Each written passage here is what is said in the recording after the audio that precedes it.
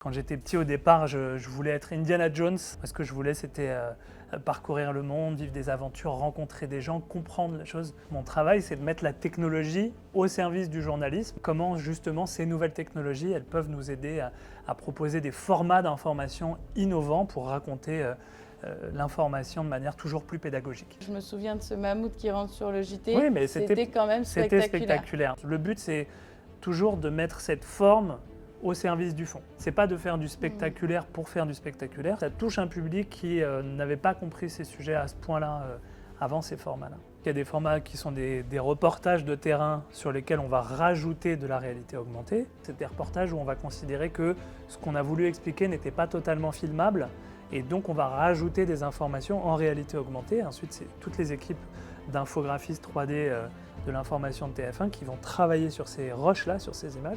Sur des projets où on remonte le temps un peu, les images d'archives, elles sont souvent très lacunaires. La télé était très souvent allumée sur le journal de 20h de TF1. C'était une fenêtre ouverte sur le monde où je voyais plein de choses se passer dans le monde.